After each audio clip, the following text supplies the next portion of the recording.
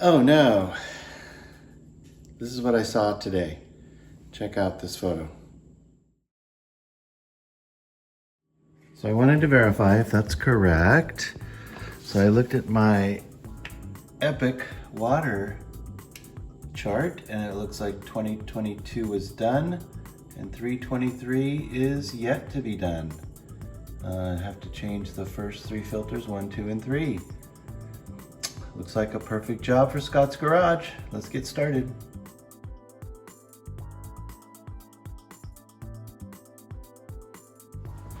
So it's really nice having an RO system. RO stands for reverse osmosis, and it's pretty much the best way that you can purify your water. We have it just on demand really as much as we want, which is great. Love the taste of the water. We have a little jug that we fill, and we have hot and cold water on demand. And so it's great for making lemonade or soup or coffee or something like that. But it does require a little bit of maintenance. So every so often, once a year, you have to replace filters 1, 2, and 3, which luckily I have them.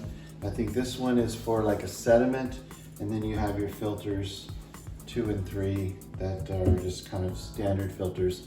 There are 4 and 5, which are your osmosis filters, which need to be changed every 4 or 5 years, which we don't need to change those today. Right above there is where the RO spout comes out. I moved this tank off to the side a little bit. It sits in this little cradle here. And so we're gonna turn the water off at the source so that this red is the source water going into the system. And then, okay, so that leaves any pressure on there, and I think I'll just leave that open. Maybe not. Maybe I'm gonna close that, because if I left that open, that may let it drain and drain and drain. If I close that, the pressure's gone, but it's not going to drain out. Maybe, we'll see. So the first thing that you do is grab your towel, because this is kind of a messy process. Then the kit comes with this tool. Can you see this? So this is for the upper sections. This is for the RO system, and these 3 down here are the replacements for just the regular filters. So if I can get it on here and it just unscrews, I think this is 1, 2, 3. Are they labeled? Oh no, right here, 3, 2, 1. So I think the first one, I think this is the first one, sediment. So I think this goes into 1 and the other 2 are 2 and 3. Okay, so let's see if we can get this on here. Okay. Looks like a pretty simple process so far. I wonder how much sediment is in there. Let's look at that when we get that off. Ooh, I don't know what that snapper is. Okay, oh boy, yeah. There's a lot of water in there. Okay, so I'm gonna try to put this up and into the sink. All right, so I made quite a bit of mess here, but that's okay. That's what the towel's for. So let's just dry this up, dry myself off. It's okay.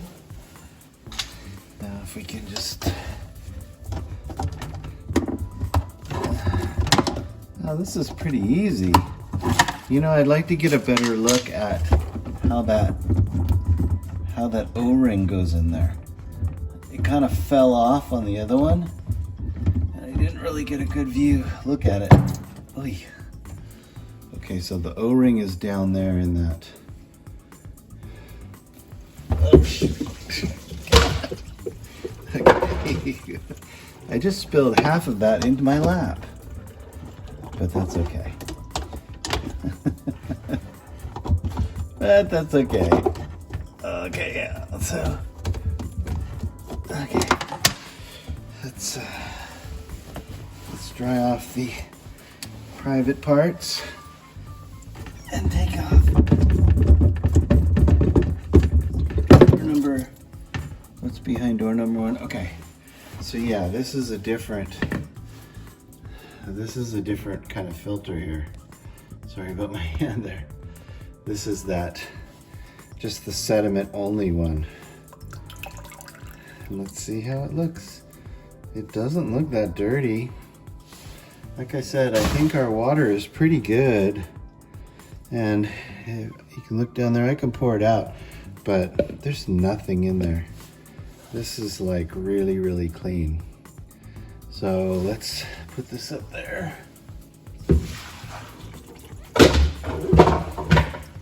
I hope I didn't break anything.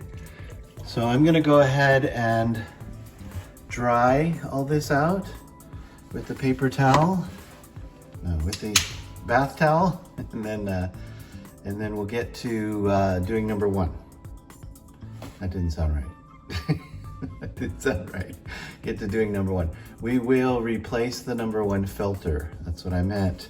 Don't be making up your own comments. Okay, now you can get a good look at the O-ring as it sits in there.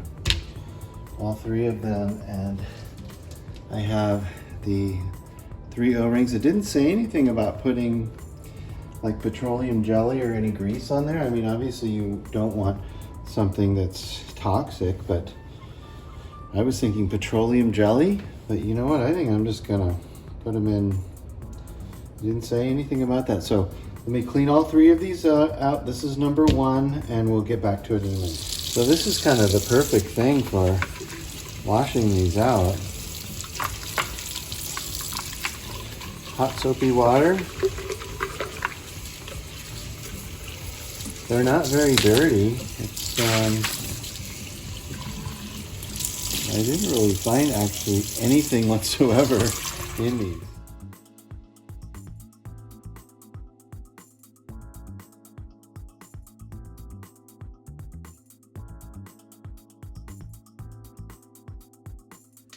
Where did my wrench go? Okay.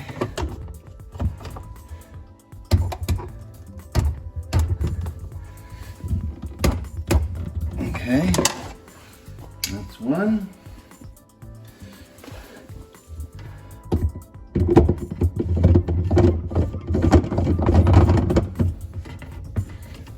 Two, and they seem to go all the way up in there. I guess we'll find out when I turn the water on, right? If I didn't get that O-ring on there correctly, I'm sure it's going to leak right away. Let's see.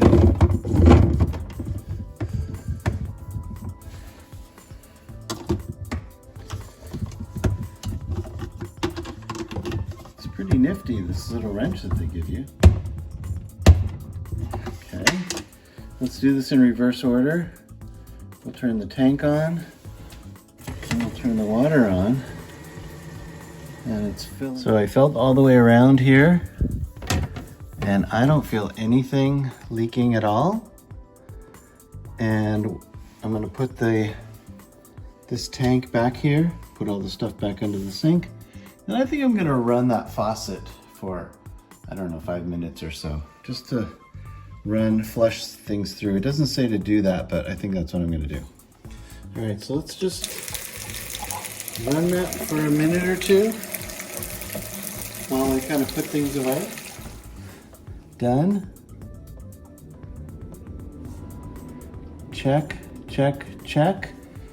I could probably go ahead and order a couple of more of the filters for next year, or I could wait. From Amazon, they're not expensive.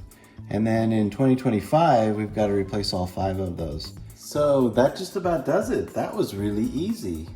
I don't remember it being difficult, but you know, you only do it once a year. It's kind of hard to remember how to do it, but that was super, super easy. I don't see anything leaking, and I think we're ready for a whole nother year of fresh, clean drinking water. So anyway, that was cool. That was a lot of fun, and we'll see you next time on Scott's Garage. Thanks for watching.